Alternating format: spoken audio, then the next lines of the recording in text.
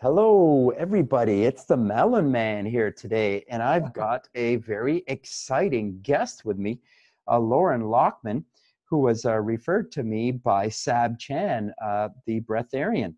And she told me about Lauren and said that he'd be someone that I'd be interested in interviewing. And I've just spoken with him for only about 15 minutes now to kind of get an understanding of who Lauren is and what he does.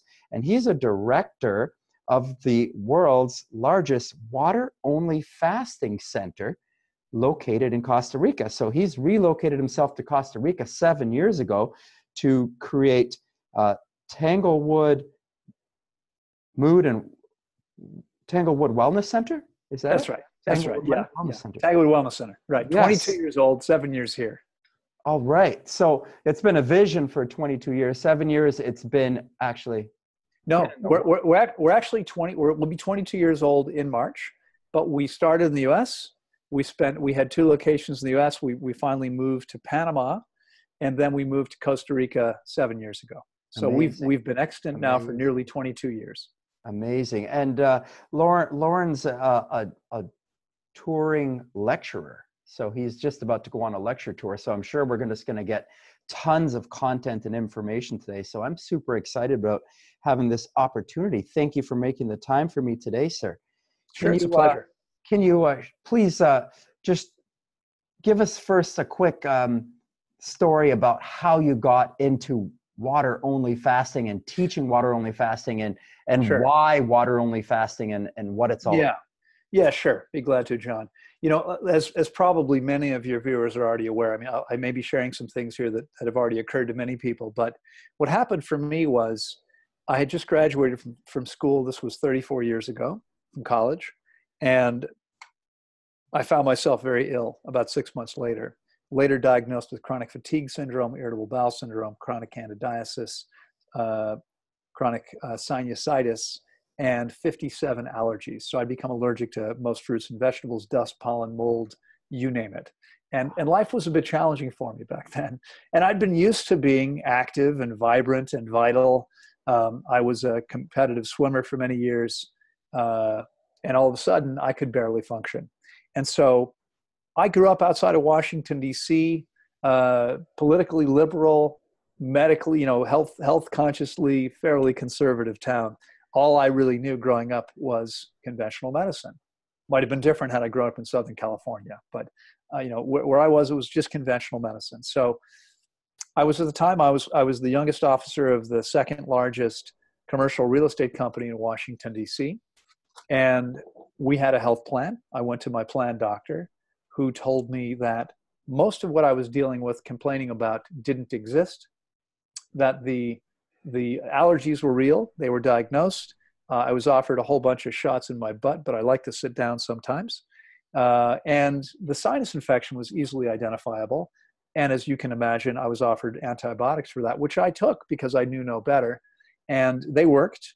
The sinus infection went away for about 15 minutes. It came back stronger than ever. I took multiple courses of antibiotics over 3 years, constantly making my immune system weaker and weaker. And I finally realized after 3 years, 3 different doctors over the course of 3 years, all of them telling me the same things, that most of what I was dealing with weren't real issues and that I was getting worse all the time. And I finally realized that medicine was not helping me, that in fact, all it really knows how to do is either suppress symptoms or remove stuff that they deem unnecessary, right? You happen to have excess colon, whatever it is. So I didn't want to have anything removed. And I wasn't willing to continue taking toxic substances to try to suppress symptoms. And so I walked away from medicine, and I have never looked back. In the 31 plus years since then, not only have I never looked back, but I've not been sick a single day. I took matters into my own hands. Amazing. Yeah, thank you. Congratulations. And wow, that's a fantastic feat. And like, what a testimony, 31 years without illness. Yeah. I've just been 2 years without illness, and I thought that was incredible now. Well, it's in our society, that's quite a feat, no doubt. Congratulations. But I did, and I'm guessing you've moved along much of the same path, a lot of the same ideology. I realized that medicine wasn't going to help me. I looked around for what could, And I finally came back to nutrition. I'd begun studying nutrition. It was a bit unusual that I'd begun studying nutrition at the age of 15. In my 14th year of life, I grew 10 inches in height without gaining a pound. Okay. So you can imagine, I mean, I'm now way more than I did then when I was 15. I look like a stick with a nose. Okay. How old are you, sir? I'm 57, coming up on 58. I wear the same size clothes I wore in high school. I've got a 41-inch chest, a 29-inch waist. I'm still strong and fit and flexible, and find it relatively easy to maintain muscle mass on a very low-calorie diet. And I believe this is what happens when the body is really efficient and working well. I agree. I find all of the same things. Amazing. Yeah. But so, here I was, I'm 15, my hormones are kicking in. I'm wanting girls to find me attractive. And I look like a stick with a nose. So I'm thinking to myself, maybe if I pay more attention to nutrition and start working out, maybe I can build some muscle. Similar. I got into the bodybuilding as well. Right. So that's what I did. But I started actually, I did start working out hard. My uncle had been a serious athlete, and he helped me along the way. He told me at the time, nothing better than push-ups. And you know what? To this day, I agree with that completely. If you only have a few minutes, just do some push-ups. It's always a great exercise. In any case, I started really studying nutrition. And at the time, much of what I was learning was conventional nutrition theory, which I now discard as being largely nonsense. But at the time, I made some changes. I cleaned things up a little bit.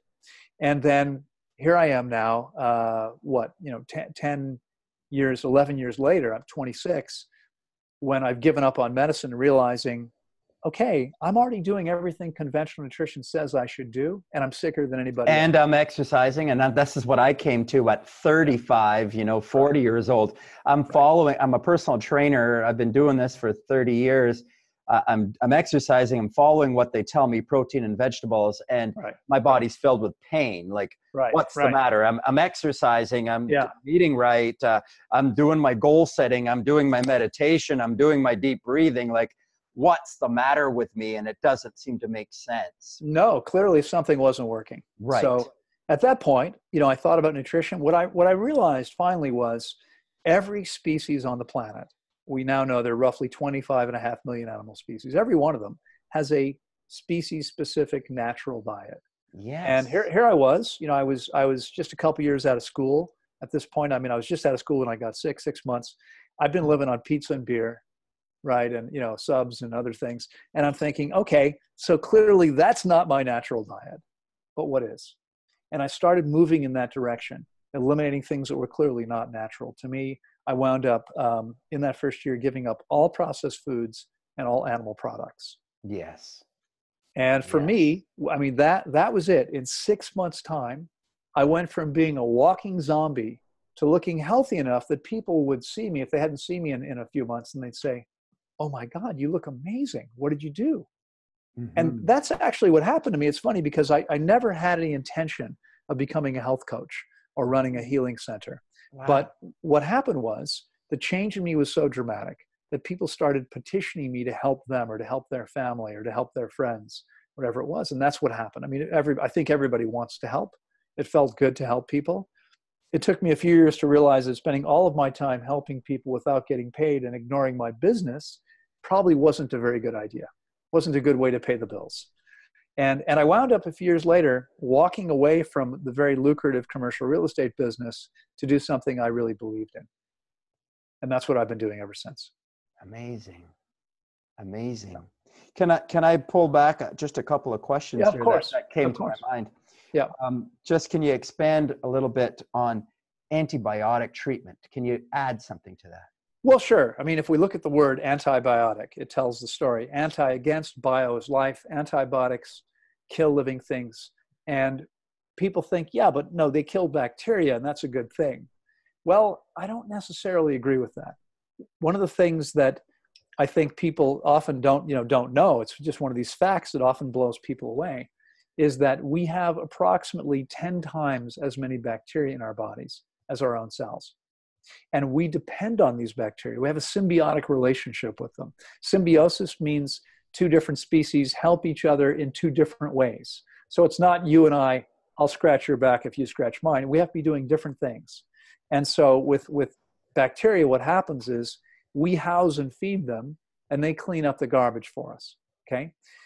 That's their job. That's what they do. They take out, they consume dead and dying tissue, and we can't survive without them. They also manufacture B12, not all of them. Some of them manufacture B12 in the body, and that's how we can get our needs met on a vegan diet. But when we destroy the bacteria, we're actually weakening the immune function, because much of our body's immune function is given to us by the bacteria. And so the problem for most people, the reason that there's a disconnect and everyone doesn't get this easily, is that we've all been brainwashed to believe, we've all been led to believe that symptoms are the problem. And if we take antibiotics and kill the bacteria, the bacteria stop consuming the dead and dying tissue, the symptoms go away. We feel better temporarily, but we've weakened the system. We've taken away the body's need for this thing that we needed to happen is not happening anymore. They're not there consuming the garbage. And eventually they just come back stronger than ever. So it's never, in fact, childhood ear infections. Childhood ear infections have now been treated for 50 years with antibiotics and have become resistant to almost every antibiotic available because they're so overused. And so here's an example. There's been no real improvement in anyone's health, and now we don't even have anything to use because they're overused all the time. So I can tell you that in the last 31 years, I mean, I said I haven't been sick a day. I haven't taken, until last August, I'd taken no drugs whatsoever in 30 years. Now, last August, you can't see it because of the position of the monitor, but I'm looking out a French door here to a back patio in my little apartment here at the center. And I've got a nearly 10-foot high wall around the garden because I'm right in the middle of the center, right? So I've got my clients' quarters out there. And last year we were closed at the time. We operate in 10-week sessions, and it was between sessions. I came back here around 6:30 at night, and my staff was gone for the day. And I went to open the front door of the center, and my key broke off in the lock, and it was the only key I had. So I thought, well, I'll come around to my back garden, climb over the wall. I can get in the doors here. I had a way to do that. So it rains here 7 months a year, and it happened to be in the rainy season. It's raining at the time.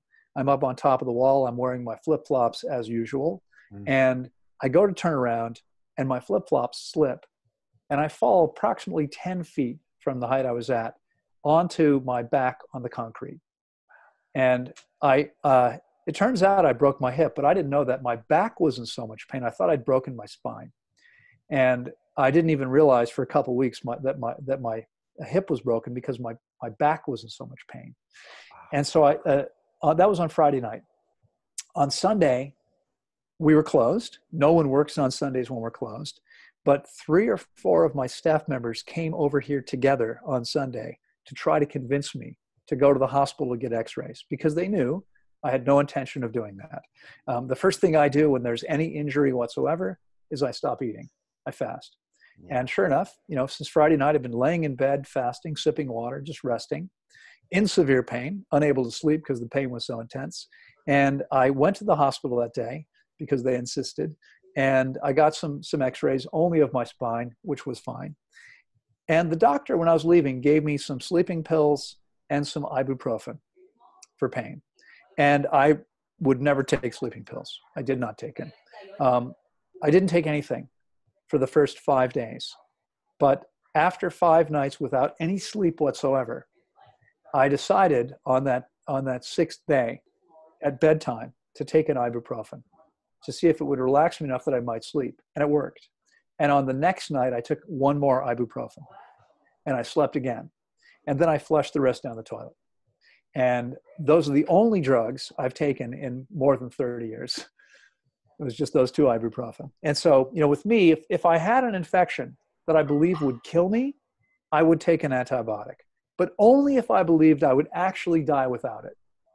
Okay, because I'm completely clear that my body is capable of dealing with anything it needs to when it needs to. And I'll give you an example if you'd like. Back 4 years ago, we have 3 cats here. The two male cats are both 5.5 years old, roughly. And 4 years ago, I had them both neutered. We had a veterinarian come up here. It's only $20 for a house call. It's nice. And he came up here and did perform this surgery. And one of them was fine. Diablo, who'd been with me since he was 4 weeks old, this all black cat, never really recovered from the surgery. He was clearly not okay. He was in pain. He was fasting, his choice, and just laying around. And I called the vet back after 3 or 4 days and said, there's a problem. I need you to come back up here. And he came back up and he examined Diablo and he said, he's got a serious infection. He's going to need antibiotics or he might die. And so while I held him, Diablo, in my arms with his head in my right hand, the vet gave him a shot into his groin, which was inflamed and probably in serious pain. Because although I've always played pretty rough with my cats, they bite and scratch, never intending to hurt. He bit down on my little finger so hard I had 5 deep puncture wounds. And by the end of the day, that finger, little tiny finger, was bigger than my thumb. And touching anything with my hand was severely painful. Now, if you can imagine, you know what a quadricycle is? Like a motorbike? Well, it's a 4-wheeled quad motorbike, basically. Yeah. Quad, Yeah. right. Yeah. So at the time, it was the only transportation I had. I needed to go run some errands in town. And so it has a handlebar just like a motorcycle. Yes. And driving with one hand in severe pain is not so easy. But I get myself to town, and I happen to run into the veterinarian there. And he sees my finger, and he says, you need to get some antibiotics. And I said, that's not going to happen. And I sure enough, I came back up here. Again, as soon as it had happened, no more meals, right? No more meals. That was the first day. The next day, I rested as much as I could. By the third day, my finger was completely back to normal. Now, you could see the 5 puncture wounds. They were healing nicely, but you could still see the marks there. But there was no swelling. There was no pain. Everything was fine. No drugs. On that third day, the man who did a lot of the early construction here on site for me, the contractor, he met his current girlfriend, one of our housekeepers. They were both single. They met here on site. They've been living together now for nearly 5 years. And he came to pick her up that night when she was getting off her shift. And he said to me, Lauren, he said, Carmen told me what happened to you the other day. He said, the exact same thing happened to me last year. I was holding a cat while I was getting a shot. It wanted to get down and bit my finger. I had a bunch of puncture wounds. I took the antibiotics, and it took 3 months before I could use my hand. 3 months. Mine healed with fasting in 3 days. Okay. So now let me say, it's not necessarily the case that anyone's hand would heal as quickly, but my diet has been practically perfect for the end of November, the day after Thanksgiving. I'll celebrate 27 years as a raw vegan, eating primarily fruit and simple salads. As I mentioned to you before we went on, I eat relatively few calories, around 1,200 a day. I eat once or twice a day. I never eat until 2 o'clock in the afternoon most days. I don't go by the clock. Sometimes my schedule requires I eat a little earlier. But typically I've got a 4 to 5 hour window that all my meals are consumed in. Sorry, sir. Could you turn that down just a little bit? Thank you. That's all right. And as I mentioned to you also before we started, I have now fasted nearly 3 years of my life cumulatively. Amazing. So my body's pretty clean. My body's clean. It heals quickly. Testimony. What a testimony. Yeah. What a testimony. Okay, just coming back a little bit on what you said. Sure. Healing a broken hip. Did you just fast through that? Or? I did. I just fasted. I have. Oh, yeah. That's all I did. It's been no different for any injury. I have. So I still ride motorcycles. I've done 3 or 4 lecture tours across Europe on a big BMW. I've driven across the U.S. a couple of times up and down the East Coast. The last one was, I don't mean the past, last summer, I drove BMW across Europe. I still surf and body surf, rock climb, and I get injured sometimes. Sometimes I'm not as careful as maybe I should be, and I get injured. And I have, over the years, I've broken 7 fingers, 2 of them twice. I've broken 2 toes, 2 ribs, and both knees. And I have never had medical treatment for any of them. I've only fasted. Fasted through all of it. All of it heals. All things heal. Well, it's possible to do enough damage that something can no longer heal. That's possible. But in most cases, we see almost everything healing. When we, if we get out of the body's way, give it the time and the opportunity it needs, the conditions it needs, our bodies, like every other living organism, are intended to heal themselves, and they almost always will. So pretty much, I mean, you can go beyond the point of no return, but you've seen basically all diseases, sickness, illness, depression, anxiety, all of these things come back to correct. That's true. We have. I mean, we I've seen some that haven't healed. Just lost an amazing client, a lovely woman who fasted with me twice. The second time she contacted me, she said, I was diagnosed with brain cancer a couple of years ago, brain and breast. I got the conventional treatment chemotherapy for it, and now it's come back. We can talk about that if you like. It's a harsh story, but it's come back. Will fasting help me? And I said, medicine had said to her, there's nothing else we can do for you. And so I said, I don't know. It may be too late, but it can't hurt you. It can only help you. Yeah. And so you can go beyond the point of no return where yes. where you cannot come back from. That's right. You can create so much acid in your body. You can create so much damage and toxicity to your body that you can't regain in time. Well, exactly. There's limits. Absurd example. If you cut off your head, you're probably not going to heal. Right. But it's amazing what the body can do when it has the conditions and opportunities. So we see things here all the time healing that medicine says are incurable. We have 100% success eliminating hypertension. We have 100% success eliminating type 2 diabetes. We have high rates of success with Lyme disease and multiple sclerosis and thyroid conditions and arthritis. There are a few things that the body can't heal if we catch it early enough and if we give the body the conditions and opportunity it needs. Awesome. Okay, a couple of questions again. Distilled water? No, I'm not a fan of distilled water. It's funny because I was just responding to a comment on one of my videos when you tagged me half an hour ago, right, that it was time. And I can explain why. What we use here, we're in Costa Rica. We're out in the countryside. We're about 3.5 hours from the capital and about an hour and a half from Liberia with the other international airport. And we're up in the mountains, and we have amazing spring water right here on site. And that's what everybody around us drinks. That's what we drink. This is a blue zone where people have, lived the longest. One of the longest lived peoples in the world is right here in the area where we live, and they're all drinking spring water. The distilled water advocates will say that the naturally occurring minerals in spring water are harmful to us.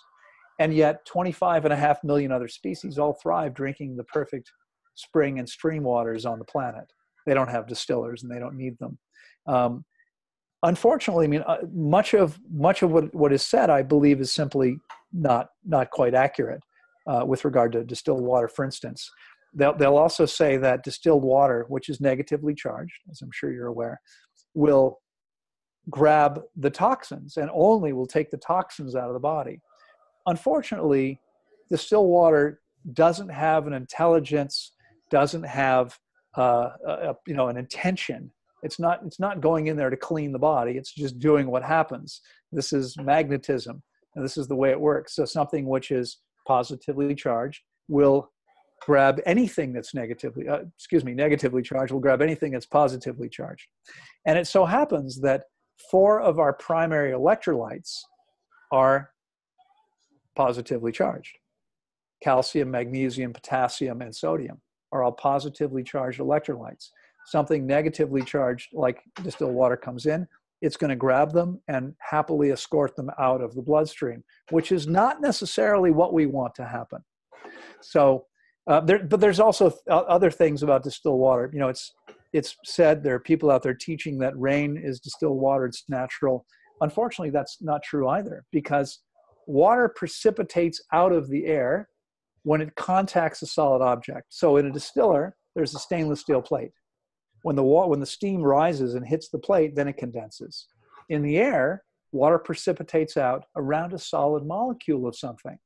There's always a molecule of something in water droplets in precipitation. So as a permaculture teacher, this is what I learned many years ago. This is what science teaches. And in one study, university study with samples from 57 different locations, every single sample of rain contained minerals. On average, I believe there were 3 or 4, and the highest sample contained 7 different minerals. So now in a completely clean environment, what would happen is, in fact, there's a phenomenon which has happened in a few locations. It's not common because you need a large area. But if you were to take a large enough area of desert or dry land, prairie, and plant trees, you could actually create more rain, because pollen, tree pollen, seeds rain clouds. Because again, what happens is the moisture in the air will precipitate out around a molecule of pollen in the air, and that's what forms clouds. But that moisture will also precipitate out around molecules of minerals in the air, and it'll precipitate out around molecules of dust in the air, and unfortunately around molecules of pollutants in the air. And clouds of pollutants can travel thousands of miles across the air. So first of all, to say that rain is distilled water, it's nonsense. It contains all kinds of stuff. It's certainly not pure water, but it's not even safe to drink rainwater without purifying it, because it could contain all manner of toxic substances. We've heard of acid rain. That can happen virtually anywhere. All right, so your recommendations for water are spring water? Spring water, I believe, is ideal if you can find clean. Now, the fact that it's coming out of the ground doesn't mean it's fit for drinking. Unfortunately, we've destroyed much of the planet, and we're on our way to destroying all of it. And that means that a lot of spring water may not be clean enough to consume. Fortunately, here in Costa Rica, we're famous for some of the best water on the planet. So, and yeah, go ahead. So is it blue zone spring water? It is.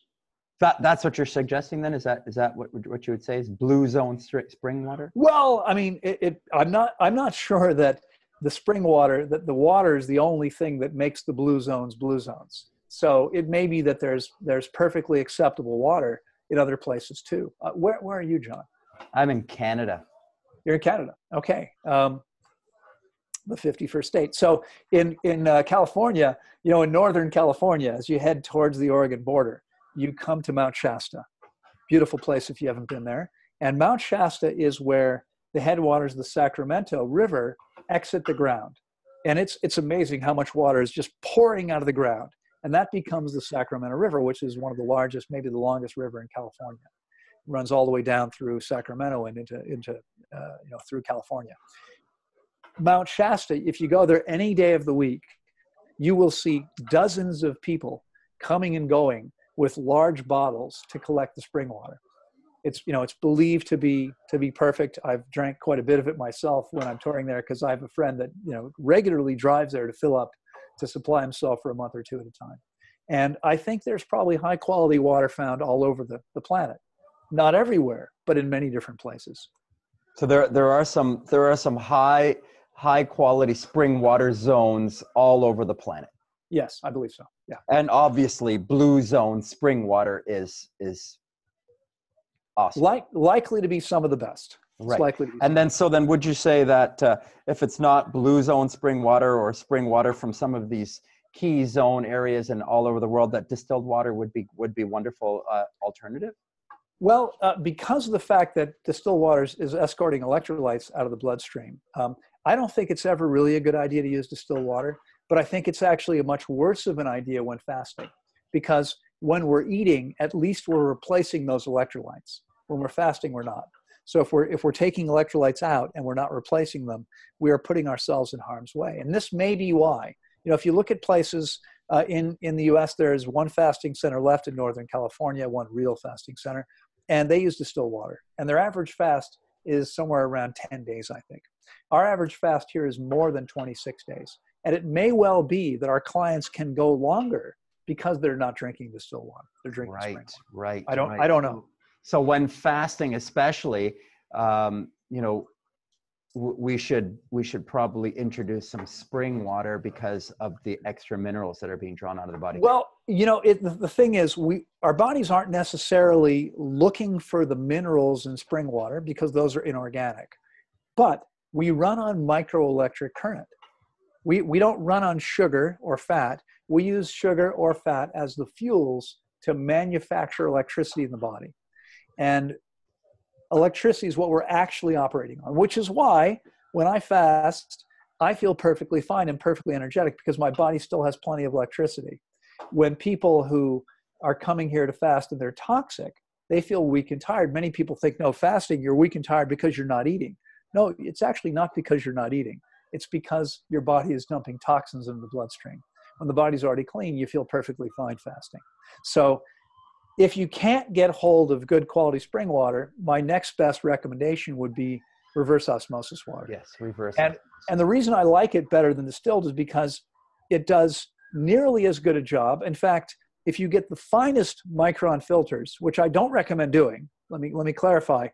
If you were to use the finest micron filters, you'd actually create water that was purer than distilled water. So if you go to a laboratory where they're doing experiments where they need the water to be ultra pure, they'll typically use very expensive reverse osmosis filtration, where it takes everything out of the water, even more than distilled. But if you buy a household reverse osmosis unit, which is going to run $50 to $100, something like that, it's a countertop unit or an under counter unit, that'll produce 2 or 3 gallons a day. These things will typically leave about 10% of the minerals in the water. And that's good because the presence of those minerals means that the water will conduct electricity, which we need it to do. If we drink water that doesn't have any electrolytes in it, it's going to have to take electrolytes from the bloodstream. And it's going to because it's hungry, it's negatively charged. So the spring water isn't negatively charged. It's coming with electrolytes, which means it's going to conduct electricity without harming our own electrolytes. It's not providing us with minerals, but it's not taking any away from us. That's really the benefit.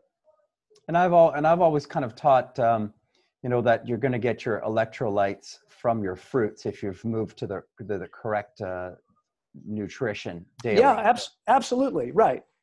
We're going to get our nutrients, our minerals, and all of our nutrients from our fruits and leafy greens. Right. So if we are fasting intermittently and using a fruit and vegetable diet, then we should be getting our daily minerals that way.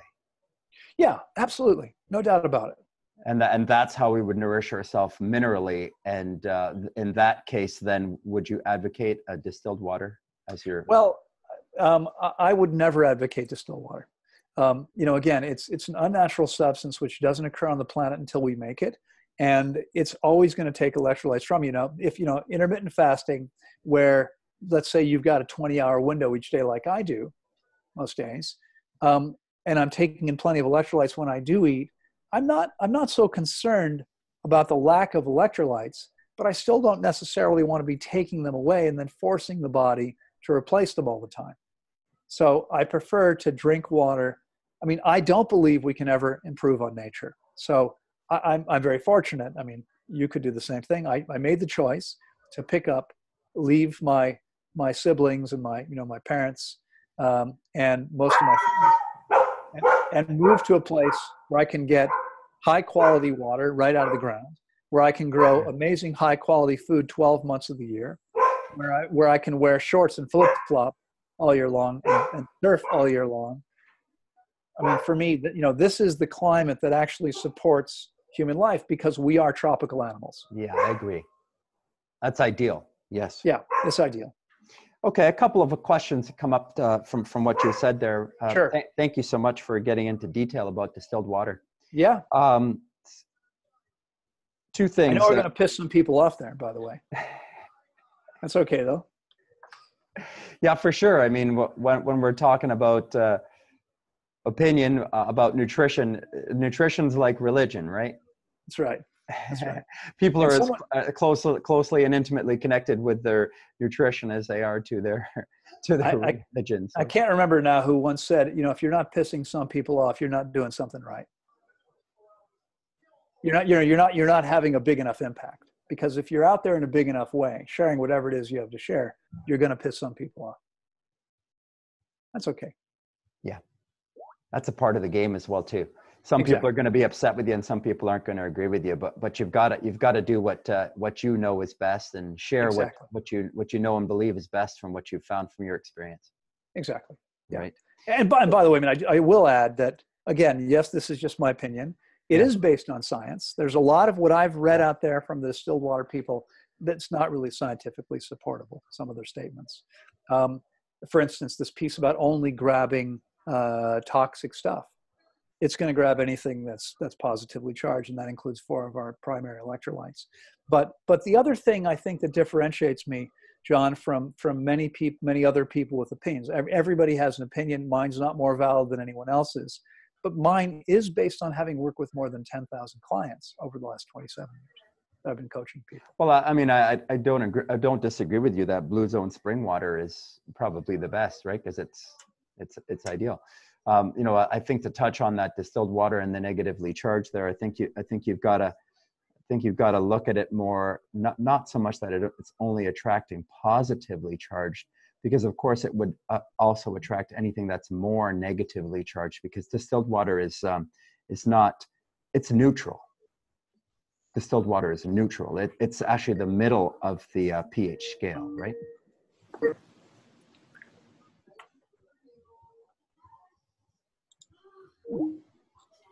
John, you there?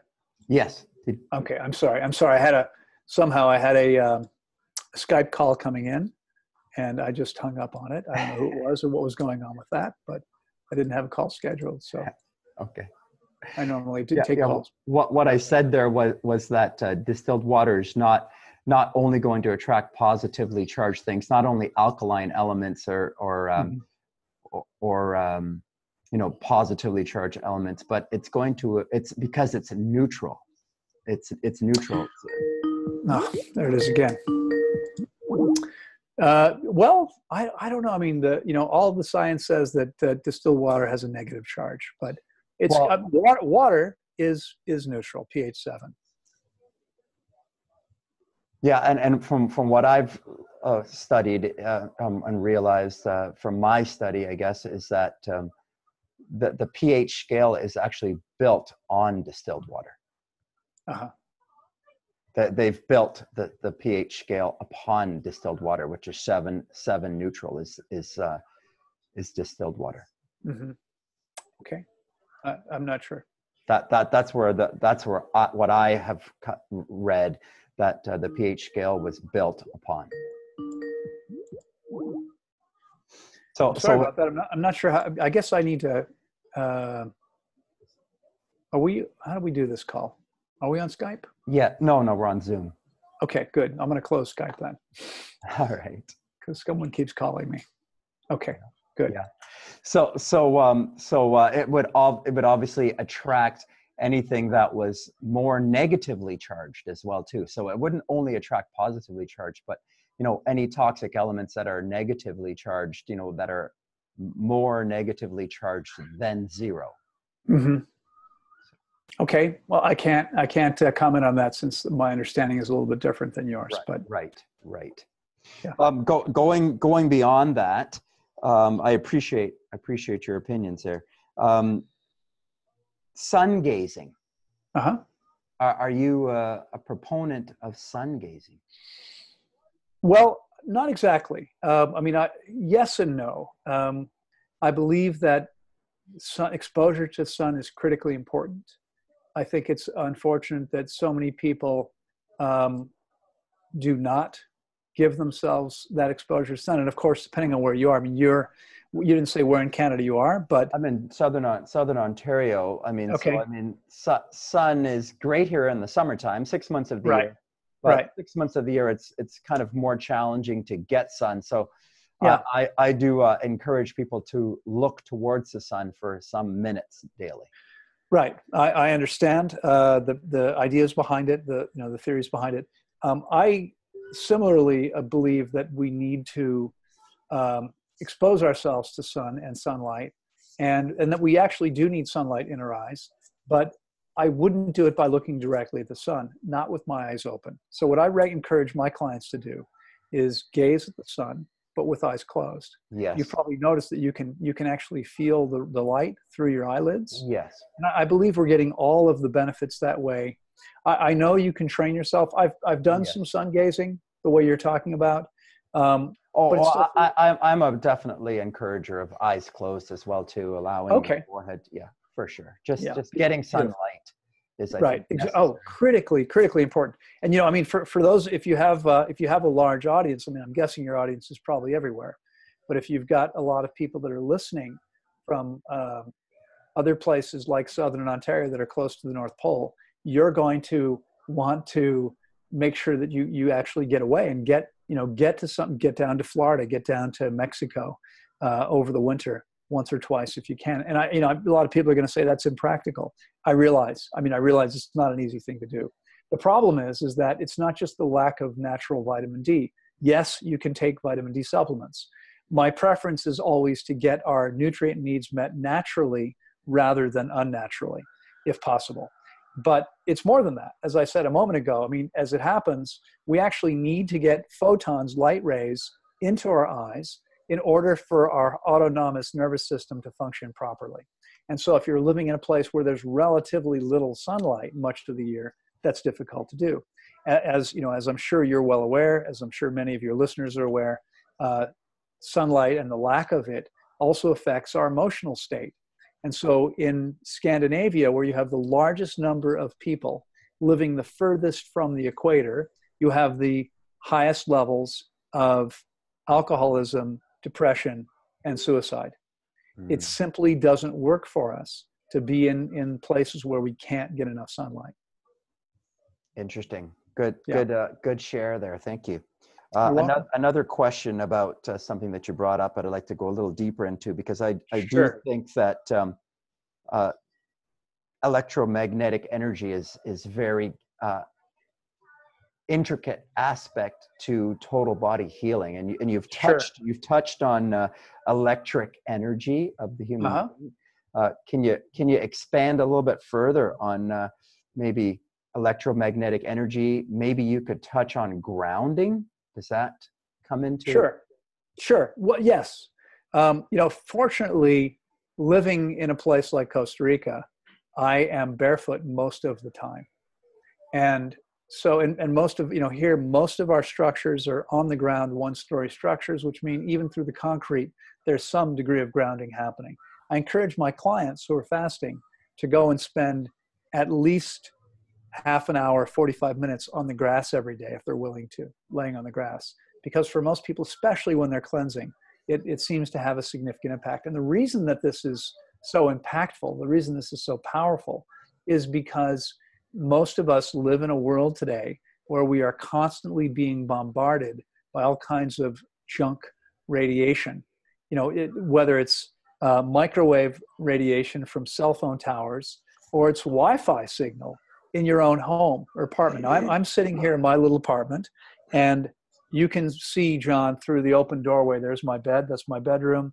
You can't see the doorway over here. It's right next to me, there's a patio out here. I'm on a desktop computer here, but sometimes when I'm tired of sitting in a chair late at night, because I work long days, I'll take my laptop onto my bed and I'll plug in to a network cable.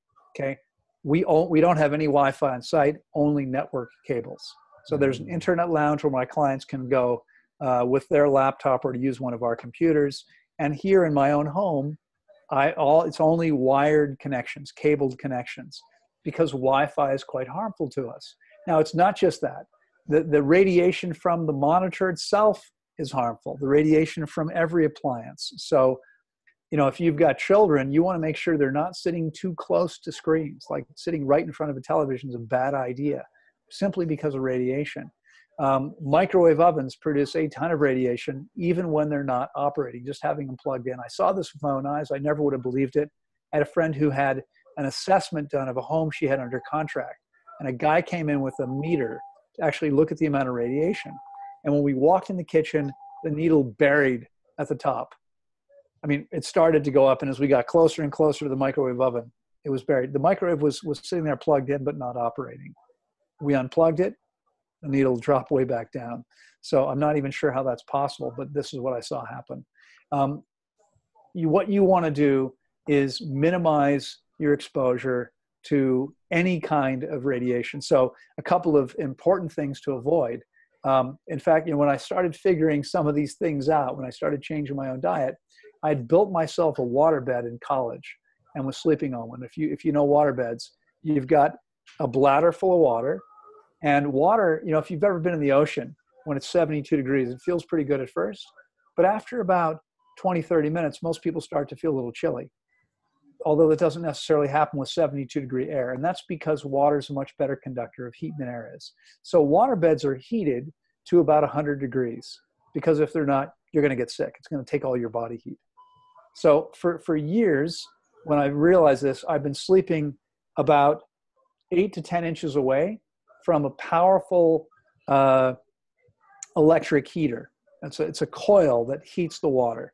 And these things put out a ton of radiation. Heating blankets, electric blankets do the same thing. Those little electric radiators that you plug in. If that's all you can get, okay, but don't get close to it. Let it be on the other side of the room, as far away from you as possible, because they put out a ton of radiation. If you're using a laptop, ideally what you do is you charge it when you're not using it, and you use it when it's not plugged in, because it puts out a lot less electromagnetic radiation when it's not plugged in. Interesting. Yeah. Interesting. So electromagnetic energy, I do tell people that that's one of the keys to health is we are electric and we are magnetic beings. Absolutely. Yeah, absolutely. And so grounding allows us to eliminate the junk radiation. Just in the same way, in your home, all modern homes and structures now have grounded systems. That's where there's the third prong on the plug in North America. That's going into the grounding wire, which is actually connected to a copper rod, which is in the ground, right? And every bit of wiring in your home connects to this. And so if there's an issue, it all sends that energy down and back into the ground, okay? When we're connected, when our bodies are connected to the ground, we're able to eliminate this junk radiation. And this is what would happen if we lived in nature. We'd be on the ground all the time. Even if we were in a tree, because the tree is connected to the ground, we'd still have some of this benefit. But if you're working in a modern office building and you're more than one story off the ground, you're not getting this benefit. So we've got to get some grounding into our day. We've got to get absolutely. Yeah. In fact, it's funny because I rarely wear these, but these are actually grounding sandals. Can you see the little studs there? The idea is these are patented, and they claim, I bought them to try them because I'm always looking for things that could be helpful to my clients. Honestly, I've never seen any difference using these. But I like these. They're pretty comfortable. I usually wear flip-flops instead. But you're probably grounded pretty much exactly regularly. So exactly, I spend so much time up here in Canada. Here. We may notice some difference with something. Yeah, and there are some shoes that you can buy. I mean, these aren't going to help you in the wintertime, but there are shoes that you can buy which do the same thing, which are grounding shoes, and they claim to have a significant impact. I can't personally vouch for that because I've tried a couple different brands. I haven't personally seen any difference. But as you said, I'm grounding here all the time. All summer, like 5-6 months of the year, I am grounding. But 6 months of the year, it's a little more challenging. But I'll see what I can do for trying to work that through the winter time. I did try to do it last winter, and it was a little bit uncomfortable at times. But do my best. Yeah. Should you ever build, one way to do it would be, and I'm guessing this would still work, because again, there is some grounding that happens through a concrete slab if it's sitting on the ground, is you could do a one-story building with a concrete slab with PEX tubing, which with a hot water radiant floor heating system, where it's hot water and not electricity, because you can also buy systems that have electric coils. Again, you don't want that. You don't want to be walking on that. You want the water heated somewhere else and circulating through the slab, and you're actually still grinding through the slab, but the floor is warm. So you could walk barefoot in your home and be Then you grounding. could be barefoot inside your home and still getting some grounding benefit. That'd be wonderful. Yeah. Beautiful. Great advice. Great advice. So, I mean, we've almost talked for a full hour, and I don't think we've even touched on your No. your fasting protocol Yeah. and your water fasting. Can we shine some light on that? Well, honestly, I only have a couple more minutes. I'd be happy Yeah. to do this Yeah. again with you sometime if you'd like. But Yeah. sure. You have some specific questions? I mean, I can tell you that. So why fast, first of all? As I think I started out saying in the introduction, you're asking me how I came to this and, why I was doing what I was doing. What I came to realize, and I know you did too, is that like every other organism, our bodies, this organism heals itself when it has the chance to. And so fasting is simply the most efficient and effective way to get out of the body's way so that it can heal as rapidly and effectively as possible. And that's all it is. And I mentioned that when Diablo the cat had that infection in his groin, he refused to eat. Actually, we have 3 cats here. They've all now fasted at least once, Diablo twice, and the other 2 both once, of their own accord. Virtually every species will refuse food when it needs to cleanse or heal the body. In fact, when you and I were kids, when we get sick, we lose our appetite. Now, chances are good that our mothers made us eat because they loved us and they wanted us to be okay, and they believed that we needed to eat to be okay. Our bodies knew better. Our bodies knew that in order to cleanse and heal as efficiently as possible, they did not want food. Okay, that's why we lose our appetite. And so when I realized this, I began fasting more than 30 years ago to allow my body to begin detoxing, getting the garbage out. And it was amazing. It was pretty intense at first. It became easier and easier. I like to say the harder it is to skip a meal, the more meals you probably need to skip. Okay? It's hard at the beginning, but your body adjusts to it. Well, it's not just that it's adjusting. I mean, what's happening is toxicity is leaving the body. You're cleansing. And so, as I said before, you feel weak and tired, not because you're not eating, but because not eating allows the body to detoxify. Yes. As the body becomes less and less toxic, it becomes easier and easier to be with that. Right. Okay. And the fast can go longer and longer. Well, the fast can go pretty long. How long have you fasted, sir? Well, I've never fasted more than 21 days. I've done it multiple times, but never more than 21 days. And the reason why is because after I realized how powerful it was, I was coaching people already on health, on diet, etc., exercise, and my clients started petitioning me to fast them. And at first I refused to because I didn't really feel like I had any expertise. By the time I fasted my first client, I'd already fasted myself more than 36 times for weeks. And so I felt like maybe I had a little bit of experience, I could share. I started out only taking people that weren't really very ill, and we started seeing amazing things happen. But I got so busy. I mean, Tanglewood is now nearly 22 years old, and in 22 years' time, I've never taken more than a couple days off. In fact, I usually don't take any days off because every day I spend at least a couple hours on Skype talking to clients, doing consultations, pretty much every single day without fail for 22 years. I've never missed a day of work for being ill. Even when I was laying on my back with a broken hip and thinking I had a broken back, I was still talking to clients every single day for a couple hours. Various consultations. So it became challenging for me to take that much time off.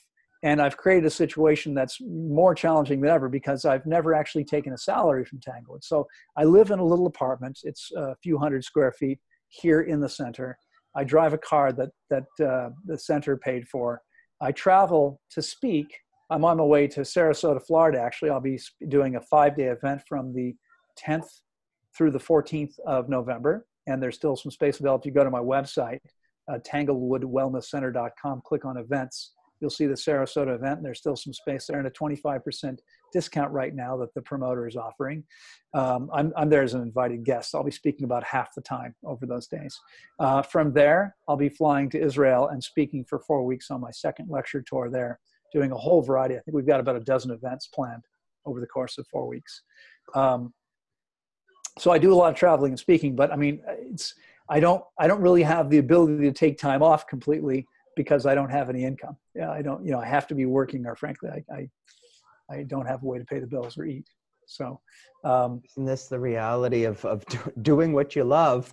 You do what you get the benefit of doing what you love, but you're also kind of a bit chained to what you love. Or honestly, I probably haven't been very smart about it. I mean, there are other people that have done it very differently than I have. It's we charge less than any other real fasting center in the world, and I've always done that because my goal was to try to help fasting as accessible as possible. Make it available to as many people as possible. That's right. And people as I can. People complain all the time about our rates. And I mean, and I understand. I mean, there are people in certain places, it's going to be difficult for them to get to us. Although having said that, we've had clients from more than 100 countries, including many third world countries. People find a way to make it happen. But, certainly for people in North America, I mean, you can go to a place like Hippocrates in Florida and pay $3,000 a week. And we charge $3,300 for 4 weeks here. 4 weeks. Does that include living there? Yeah. You stay there? Yeah. For a month, for $3,300. Yeah. And I mean, and I've had many business coaches tell me, Lauren, you're charging way too little. It doesn't work. You have to charge more. And the truth is, it's always been a bit of a challenge, but that's because this has always been my goal. And, I should say, by the way, you can look at our website. There's a video tour of the website underlying the homepage. The place is gorgeous. It's spectacularly beautiful. And most people are blown away when they get here. It's not like you're in some hut, on some piece of grass somewhere. I mean, it's a beautiful location, 10 acres of beautiful gardens and jungle, and with beautiful, comfortable rooms and common spaces. But, I pay the taxes. I pay the 15 employees' salaries. We pay for the expensive food that we buy. Eventually we'll grow it all ourselves, but we're not doing that. We're not there yet. We've only been on this particular site for almost 6 years, 7 years in Costa Rica and almost 6 years here. So, we pay taxes and insurance and all that stuff, and there just isn't much left over. I really love what you're doing, Lauren. I really appreciate that you've given me this time today with you. I really it's a pleasure. That. I would love to, explore connecting with you, and maybe if there's some way that I could support what you're doing and showcase what you're doing, and even maybe inspire people to come and do a 7-day, 14-day, 21-day, 28-day fast with you. Sure. I'd really love to get involved with your program. I think okay. I love your background, your knowledge, your experience, and I love fasting. So, well, thank you so much, John. I appreciate the sentiment, and I'm sure we can probably figure something out. I need to get running, unfortunately. But yes, it's been a pleasure. It's been a pleasure spending the time with you. And if you'd like to, we can reconnect and continue at some point. Let's do that. All right, sir. Good. Thank you. Take care. My pleasure. Bye-bye. Bye-bye.